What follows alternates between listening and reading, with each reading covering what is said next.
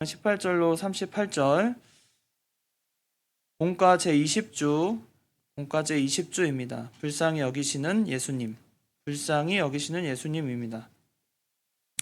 우리는 마태복음 9장을 통해서 예수님의 권능의 사역을 계속해서 배워왔습니다. 우리가 가지고 있지 않은 능력을 하나님은 발휘하시고 또 예수님을 통해서 직접 우리 눈으로 확인할 수 있도록 그렇게 역사하십니다. 사실은 하나님께서 이 땅에 오셔서 우리에게 원하시는 것은 믿음이 있으면 되거든요. 우리가 믿음이 있는 걸 보여주면 돼요. 하나님은 그걸 원하시는데 안타깝게도 우리가 믿음이 있음을 보여주기에는 우리의 한계가 있습니다. 잘 그러지 못해요. 자기가 믿음이 있음을 직접 보여줄 수 있는, 또 그대로 믿고 행할 수 있는 사람들이 별로 많지 않다는 겁니다. 오늘 본문 마지막에도 그 추수할 주인에게 청하여 추수할 일꾼들을 보내달라고 그러잖아요. 그만큼 일꾼이 없다는 거예요. 하나님 편에서 봤을 때. 그러나 하나님에게 있어 최고의 일꾼은 예수님 아니십니까? 그래서 예수님은 이 땅에 오셔서 그 모습 그대로, 하나님이 원하시는 그 방법 그대로, 또 그 뜻 그대로 행하시는 유일하신 분이 오직 예수님이십니다. 그래서 예수님은 불쌍한 우리를 또 친히 치근히 여기셔서, 긍휼히 여기셔서 직접 말씀 그대로 성취하시는 모습을 계속해서 보여주십니다. 특별히 오늘 본문에 나오는 여러 사람들 중에는 이제 야이로의 딸, 우리가 여기서는 그냥 한 관리라고 나와 있지만 마태복음에는, 이 마가복음에는 이 회당장 야이로의 딸을 고치시는 장면이 나오고, 그다음에 오랫동안 12해 동안이나 혈루병에 앓고 있던 그 여인을 고치시고, 또 뒤에 가서는 소경과 또 벙어리를 고치시면서 여러 마을, 또 모든 마을을 두루 다니시며 모든 도시와 마을에 두루 다니시면서 가르치시고 모든 병과 모든 약하신 것을 고치셨다라고 35절에 말씀을 해주십니다. 여기서 예수님을 통해 고침을 받는 공통점은 뭐냐면, 이 야이로의 딸이나 아니면 혈루병을 앓는 여인이나 아니면 뒤에 나오는 그 소경이나 벙어리, 또 귀신 들린 자, 이런 자들을 고치실 때 결정적인 그 공통점이 뭐냐면 믿음이 있었다는 거예요. 이들에게 이 믿음이 있었다는 것을 계속해서 예수님이 증거하시고 말씀하고 계시는데요. 이 믿음이라는 것, 우리가 하나님을 믿습니다라고 할 때 여러분은 무엇을 믿습니까? 질문이 이상하죠? 하나님을 믿습니다라고 말을 할 때 여러분은 무엇을 믿냐고 제가 지금 질문을 드렸는데, 무엇을 믿으십니까? 하나님을 믿는다고 할 때 우리는 본질적으로 어떤 걸 믿기 때문에 하나님을 믿는다라고 말할 수 있는 거죠. 이게 아주 중요한 이 전제가 있어야 하는데, 우리가 하나님을 믿는다라고 할 때는 하나님의 본질과 그의 성품을 믿는 거예요. 아시겠죠? 우리가 하나님을 믿습니다 할 때는 하나님 믿습니다, 하나님이 살아계시고 이 땅에 모든 주권을 갖고 계신 하나님, 그건 알겠는데 무엇을 믿느냐는 거예요. 그럴 때 우리는 분명하게 말해야 됩니다. 하나님의 본질과 성품을 말하는 거예요. 하나님의 본질과 성품을 믿는 것을 우리는 하나님을 믿습니다라고 말합니다. 그 베드로전서 2장 9절에 보면 이 성품에 대한 이야기가 이렇게 나옵니다. 기이한 빛으로 들어가시는 이의 덕을 선포하려 하심이니라, 이런 말이 나오거든요. 베드로전서 2장 9절에 나옵니다. 그때 그 기이한 빛에 들어가게 하시는 이의 덕이라고 그랬죠. 덕을 선포한다라고 했는데, 이 덕이 뭐냐면, 그러니까 그 애트리뷰트예요. 그러니까 이게 뭐냐면 성품을 말합니다. 여기서 덕이 성품이에요. 그러니까 성경에서 하나님의 성품을 말할 때 대표적인 구절이 베드로전서 2장 9절이에요. 기이한 빛으로 우리를 들어가게 하시긴 이에 그 덕을 선포한다 할 때 그 덕이 성품이라는 거예요. 성품은 곧 무엇을 말하냐면 하나님의 속성을 말합니다. 그럼 우리가 하나님의 속성이 어떤 게 있죠? 여러분이 잘 아시는 하나님의 속성 12가지 혹은 14가지, 어떨 때는 11가지, 이렇게 여러 가지 표현할 수 있지만 대부분 자존하시고 영원하시고, 그죠? 무소부지하시고 변함없으시고 거룩하시고 공의로우시고 사랑이 가득하시고 은혜로우시고, 또 긍휼과 자비가 충만하시고 또 선하시고 진실하신 그 여호와의 성품을 우리는 믿는 겁니다. 그러니까 우리에게 믿음이라는 것은 단순히 하나님, 전 하나님을 믿습니다 할 때 두루뭉술할 수가 없는 거예요. 정확한 면이 있는 겁니다. 하나님의 본질과 그의 성품을 믿는 거예요. 여러분이 하나님을 믿는다고 했을 때 그 본질과 성품을 믿을 때 진짜 믿음이 있는 겁니다. 그냥 단순하게 어릴 때부터 다녀서 난 하나님을 믿어요. 그거 말이 안 돼요. 아니면 혹시 어떤 이유에서 모임이 좋아서 제가 하나님 믿어요. 아니면 교회가 깨끗해서 하나님 믿어요. 말이 안 되는 거예요. 아무것도 말이 안 돼요. 우리를 구원하신 하나님을 믿는다고 할 때 그 하나님의 역사를 믿는다고 그 말할 때조차도 우리는 하나님의 본질과 그의 성품을 믿어야 마땅합니다. 그래서 이 지금 나오는 사람들의 모든 장점, 그 공통점은 뭐냐면 그런 믿음이 있었다는 거예요. 하나님의 본질과 성품을 믿는 믿음. 그래서 첫 번째로 보면 회당장 야이로의 딸이 나옵니다.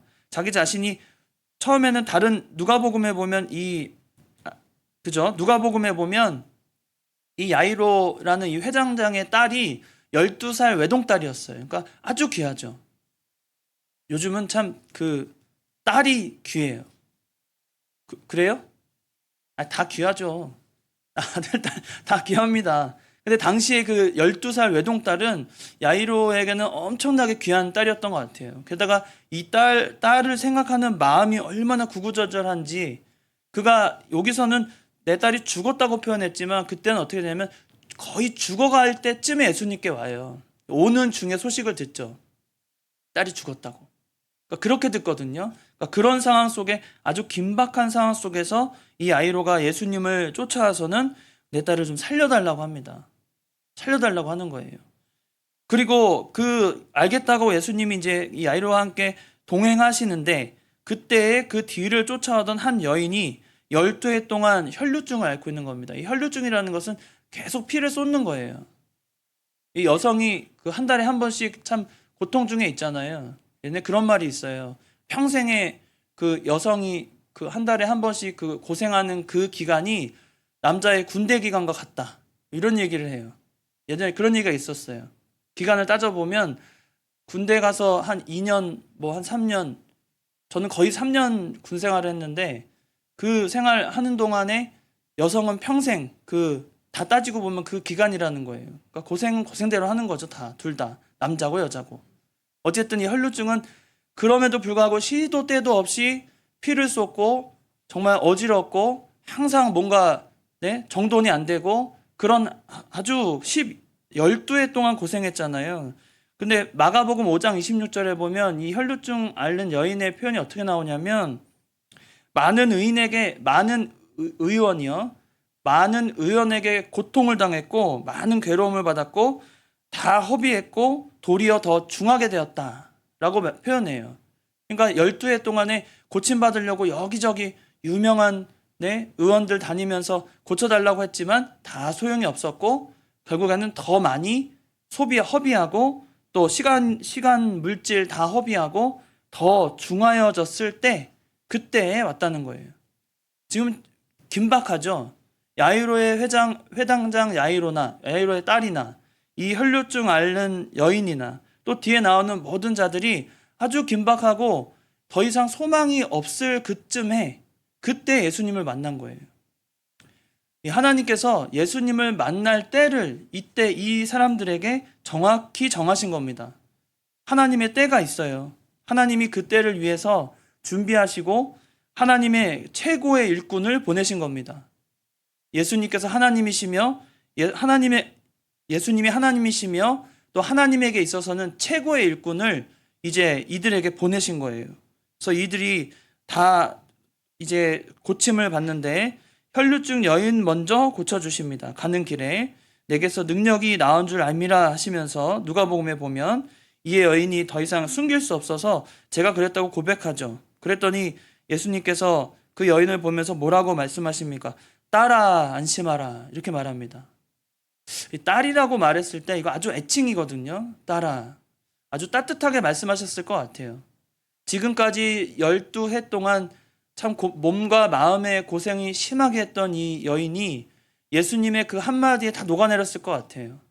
모든 고통 가운데 어디서도 소망을 가질 수 없고 어디에서도 희망을 품을 수 없었던 그 여인이 예수님의 그 말씀, 따라 안심하라. 그러니까 그 얘기를 듣고 싶었던 것 같아요. 사실은 여러 의원들을 쫓아다니고 치료해보고 그런 게 아무 소용 없다고 느꼈을 때 얼마나 낙담했겠어요. 좌절하고, 난 끝이구나. 내 인생은 여기서 끝인가.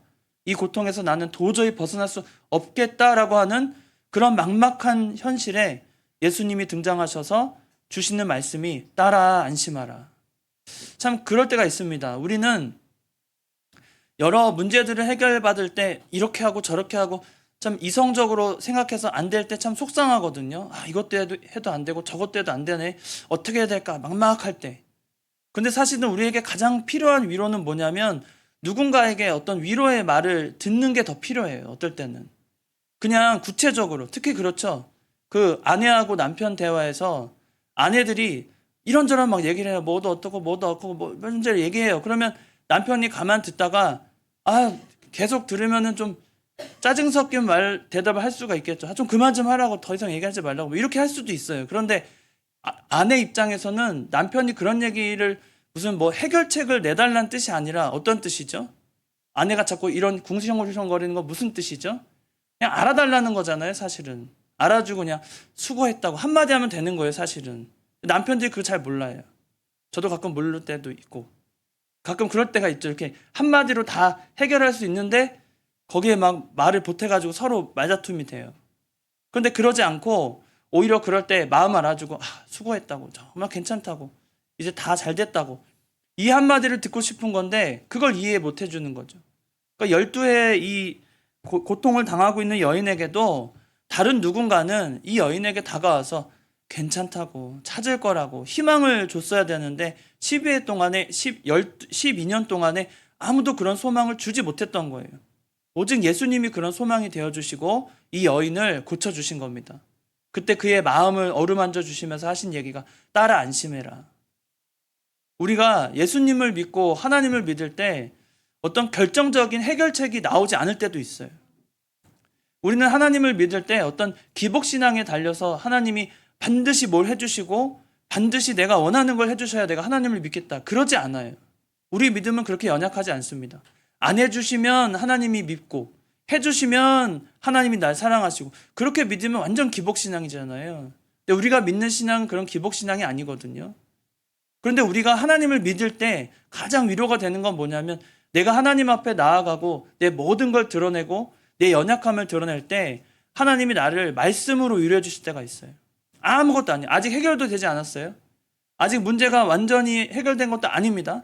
아직도 산적같이 쌓여있는 일들 때문에 고통스러워요. 그러나 그 순간에 말씀으로 따라, 괜찮다, 안심해라, 내가 너와 함께한다. 말씀을 주실 때 눈 녹듯이 사그로 우리 마음을 어루만져 주실 때 그럴 때가 있다는 거예요. 참 그런 게 필요해요. 우리 믿는 자들에게는 그런 위로가 필요합니다. 누구에게나 필요하겠죠. 예수님께서 그 중심을 아시고 혈루증 여인의 마음의 중심을 아시고 따라 안심하라, 내 믿음이 너를 구원하였다 이렇게 말씀하십니다. 우리에게 간절한 마음이 있고 특히 그 간절한 마음이 믿음이라는 것으로 우리에게 행동이 나오고 하나님 앞에 드려질 때 우리는 반드시 이루어질 것을 알 수 있어요. 하나님이 그렇게 하십니다. 믿음이 이 여인을 고친 거예요. 믿음이 여인을 살린 겁니다. 그리고는 이제 야이로 집에 도착했을 때 여러 사람들이 이미 피리를 불며 소란스럽게 울고 있어요. 이건 무슨 장면이냐면 이제 장사를 지내려고 하는 거예요. 당장에 이제 아빠를 빨리 불러와서 이 여인의 이 엄청난 사건, 아이가 죽은 사건을 이제 회당장이니까 또 얼마나 사람들에게도 노출되어 있었겠어요. 들썩들썩 하겠죠. 야, 회당장의 딸이 죽었대 하면서 소문이 얼마나 또 삽시간에 그 온 마을에 퍼졌겠습니까? 회당장 입장에서도 좀 난리가 났고 좀 조용하지도 못하고 누구에게 다 드러나 있는 그런 형편에서 예수님께서 도착한 거예요. 그랬더니 예수님이 그들을 물러가라 하면서 이 소녀가 죽은 것이 아니다, 잔다라고 말씀을 하십니다. 잔다. 물러가라, 이 소녀가 죽은 것이 아니다, 잔다라고 말씀하십니다. 그러면서 이 아이에게 아이야 일어나라. 누가복음 8장에 보면 아이야 일어나라. 그래서 우리가 잘 아는 달리다쿰이라고 하잖아요. 근데 달리다쿰은 좀 우리나라 버전으로 좀 말하자면 좀 표현한 거고, 원래 탈리다 쿠무예요. 탈리다 쿠무. 그래가지고 그 탈리다는 아람어거든요. 아람어. 그래서 소녀야, 그러니까 애칭이에요. 애칭으로 부르는 거예요. 탈리타. 애칭으로 소녀야 이렇게 말하는 거고, 이제 쿠미가 일어나다 뜻이거든요. 그래서 쿰은 이제 명령어로 일어나라 이런 뜻입니다. 그러니까 쿰. 그래서 탈리다 쿰 이렇게 말하는 거예요. 소녀야. 그러니까 아주 부드럽고, 아까 혈루증 여인에게 예수님이 뭐라 그랬죠? 따라 이렇게 말한 것처럼 이 아이에게도 소녀야. 그러니까 어여쁜 소녀야. 그러니까 영어에서 왜 처음 보는 아이한테, 우리나라는 이렇게 좀 다가가면은 요즘 조심스럽잖아요. 함부로 아이한테 이렇게 쓰다마 주지도 못하고. 근데 외국에서 보면은 뭐 그냥 처음 만나는데 스위티라는 말을 들을 때가 있어요. 어릴 때 스위티. 그래가지고 만나는데 스위티라고 그러는 걸 처음에, 나한테 무슨 스위티가 갑자기 무슨 얘기야 그랬더니, 그게 뭐냐면 애칭으로, 그러니까 아주 사랑스럽고 그런 느낌을 그 스위티라는 말을 쓰거든요. 스위티라고 말하면서 이렇게 친근하게 다가올 때 있어요. 그럼 감사하죠. 그러니까 그런 의미의 예수님도 이 아이를 아주 사랑스러운 언어를 표현을 가지고 탈리타 이렇게 말씀하신 거예요. 아주 사랑스러운 아이야. 그 아이를 마치 이미 살아 있죠. 죽었다고 말씀하지 않으시고, 잔다라는 뜻은 뭡니까? 언젠가는 깨어날 걸 전제하고 있잖아요. 성경에서는 항상 믿는 자를 잔다라고 표현합니다. 왜냐하면 우리에게는 죽음의 권세가 우리를 얽매일 수 없고, 죽음의 권세를 이겨내신 예수님을 통해 우리가 반드시 다시 살아날 것을 믿기 때문에, 우리 믿는 자들에게는 죽음이 없이 예수님께서 열어놓으신 그 죽음의 권세를 이긴 바를 이 아이를 통해 보여주신 것입니다. 그래서 아이야 일어나라 이렇게 부드럽게 말씀하시니까 그 아이가 즉시 일어나는 역사가 일어납니다.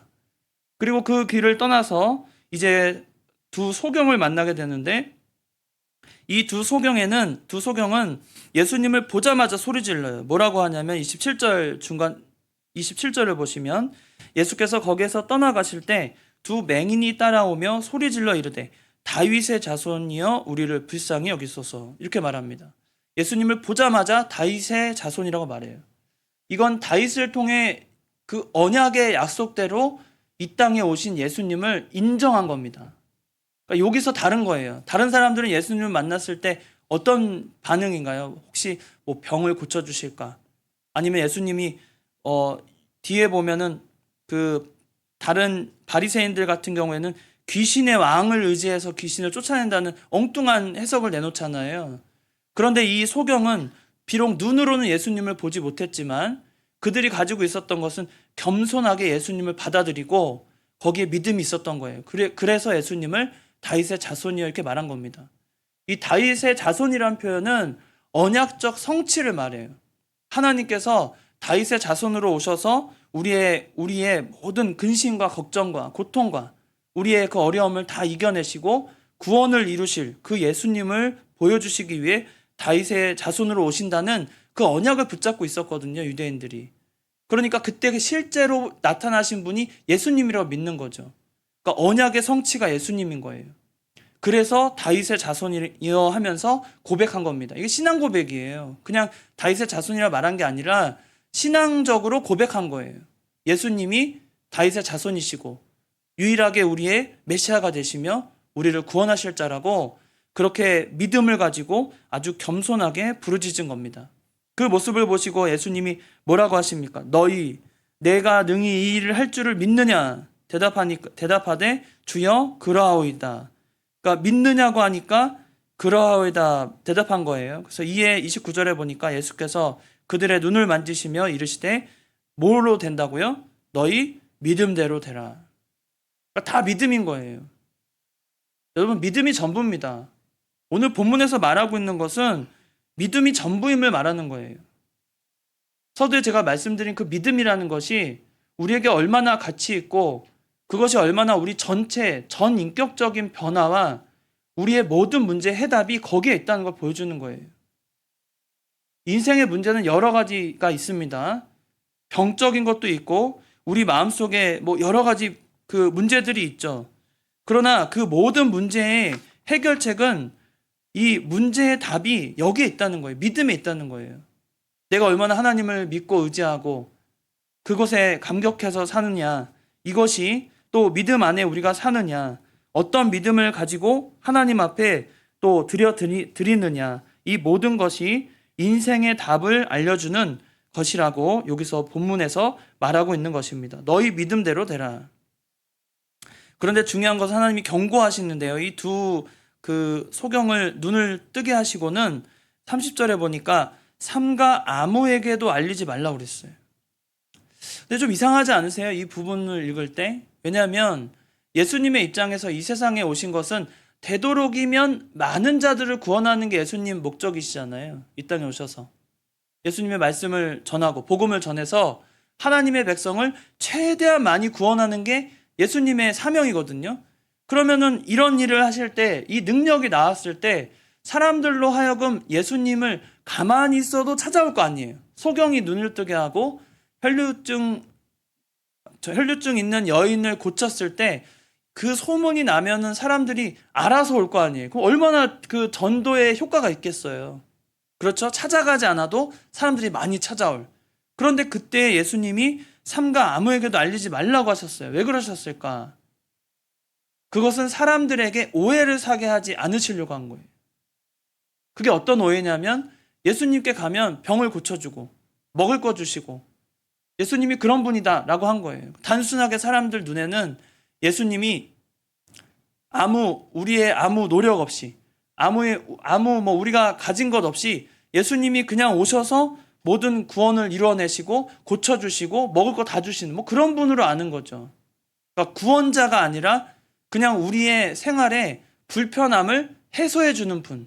그 정도로 이해한 거예요, 예수님을. 그런 사람이 많다는 겁니다. 지금도 많아요. 지금도 교회 다닌다 하지만 그 안에 믿음이 없으면 예수님을 어떤 내 소원의 도구로, 내 소원을 성취하는 도구로서 예수님을 바라보는 사람들이 많은 거예요. 그게 기복신앙이거든요. 대표적으로. 그 기복신앙이 제일 발달해서 뭐가 되는 겁니까? 그게 바로 귀신에게 절하고 귀신에게 내 소원 성취를 이루려고 귀신에게 그게 다 종교가 되는 거잖아요.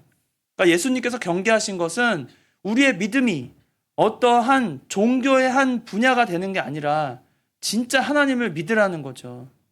고쳐주는 거는 눈에 보여주는 이런 이적과 기적은 하나님께서 우리를 불쌍히 여기심으로 눈에 보이게 역사하시려고 그렇게 보여주시는 거지 그 본질에는 뭐예요? 예수님을 하나님으로 믿으라는 거예요. 예수님을 하나님으로 믿으면 겉에 보여지는 이적과 기적이 없어도 그 믿음으로 우리가 살 수 있다는 겁니다. 진짜 믿을 때는 예전에 그런 어떤 교수님이 그런 얘기를 한 적이 있어요.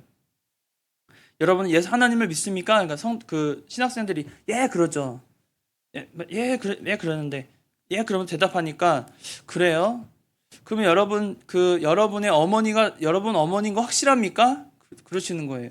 여러분의 어머니가 어머니인 거 확실하니에요. 그래서 확실하죠. 저희 어머니 확실하죠.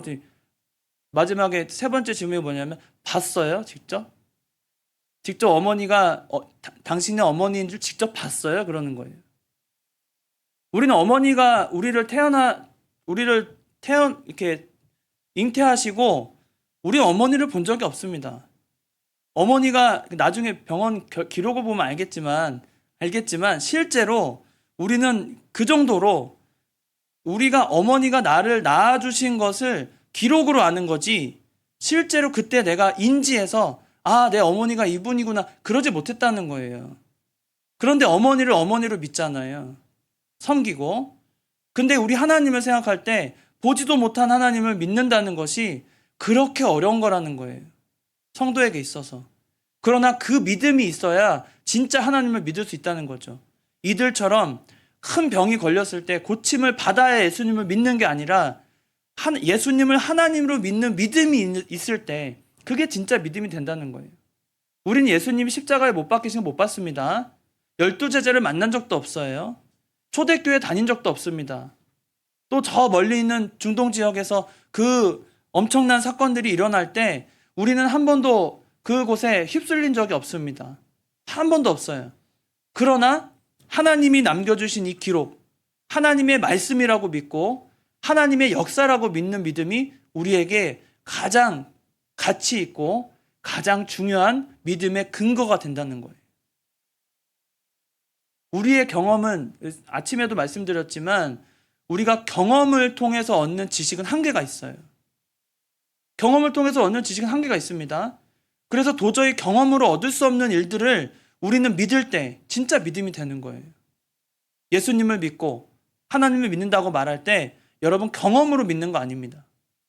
우린 경험을 뛰어넘는 하나님의 말씀을 믿는 거예요. 그런 믿음이 우리에게 있어야 한다는 겁니다. 그리고는 또 소경을 고치신 후에는 귀신 들려서 말 못하던 사람들까지 하나님이 고쳐주십니다.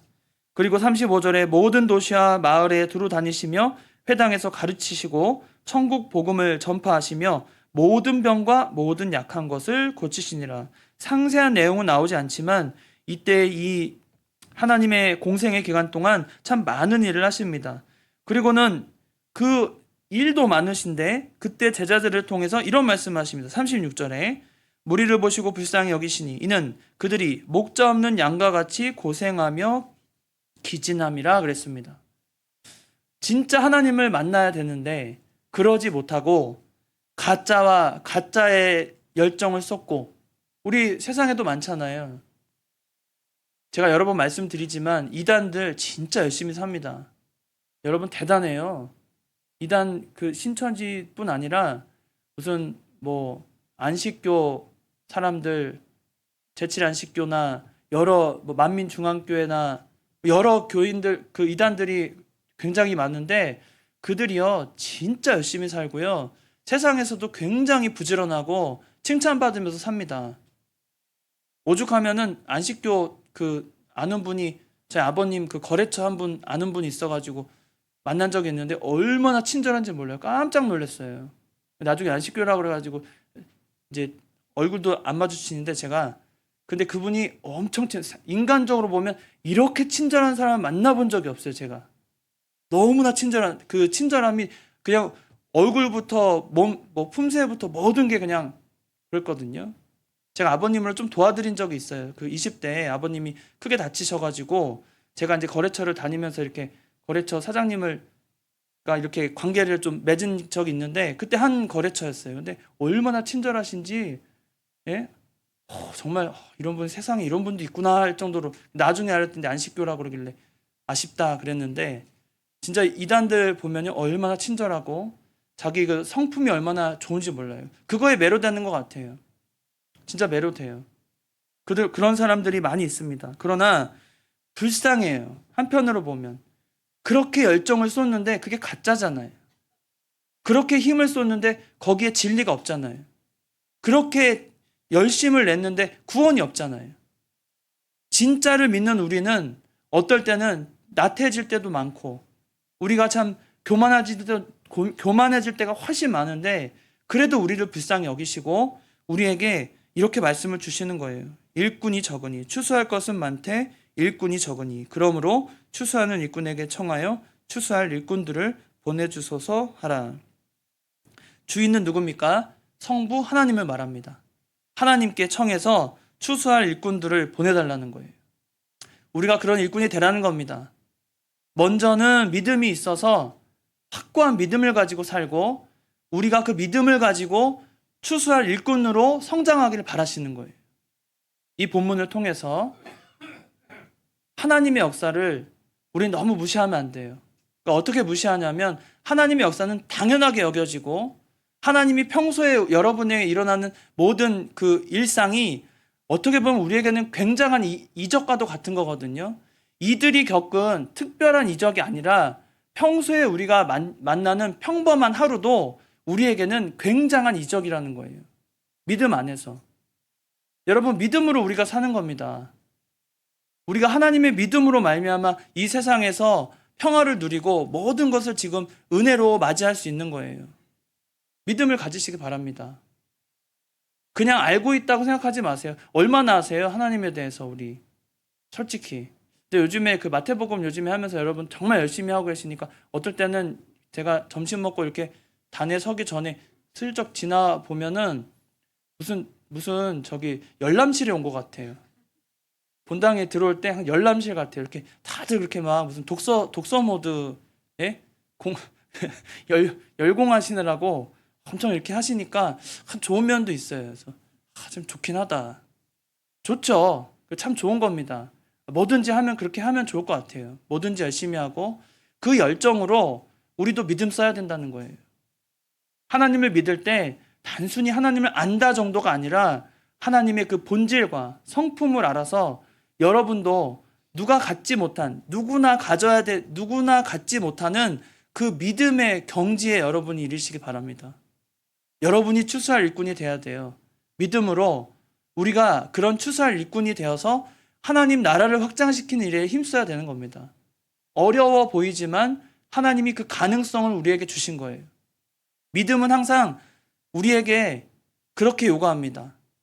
가능성만으로 우리에게 말하지 않고 하나님께서 우리에게 친히 보여주신 이 믿음의 행위들, 예수님을 통해서 그 모습을 통해 우리에게 본을 보여주시잖아요. 기록으로 남아있잖아요. 이 기록이 단순한 기록이 아니라 하나님이 하시고 역사하신 그 진리라고 믿잖아요. 그러면 이 믿는 믿음으로 우리도 행하고 우리도 그렇게 성장하기를 바랍니다. 여러분도 이렇게 우리를 불쌍히 여기셔서 믿음 가운데 우리에게 역사를 이루신 그 예수님과 같이 우리도 이런 믿음을 가지고 하나님의 추수하는 데 힘쓸 그런 일꾼들이 다 되기를 주의 이름으로 축원합니다. 다 같이 기도하시겠습니다. 살아계신 하나님 아버지, 오늘도 주의 말씀을 주심을 감사합니다. 오전부터 오후까지 하나님의 말씀을 듣고 그 자리를 사모하며 참 피곤하고 지친 우리 일상 가운데서도 이날을 기억하며 주님 앞에 나오게 하심을 감사합니다. 살아계신 하나님 아버지, 우리에게 믿음을 주심은 그 믿음을 가지고 이제는 추수할 일꾼들이 되어서 하나님의 맡겨진 일을 잘 감당하라는 가르침인 줄 아오니 우리에게도 그런 믿음을 가지고 주님 앞에 나아가게 하여 주시옵소서. 우리의 믿음은 결코 헛되지 아니하고 또 하나님의 역사가 있는 줄로 믿습니다. 혈류병 앓는 여인이나 또 회당장 야이로의 딸이나 또 소경이나 벙어리나 모두가 믿음으로 말미암아 구원을 얻은 것처럼 치료함을 얻은 것처럼 우리 또한 믿음으로 모든 것이 가능함을 믿고 우리의 모든 인생 문제를 오직 하나님 앞에 믿음으로 아뢰며 믿음으로 해결함을 받는 저희들이 다 되게 하여 주시옵소서. 거룩하신 예수님의 이름으로 기도드리옵나이다. 아멘.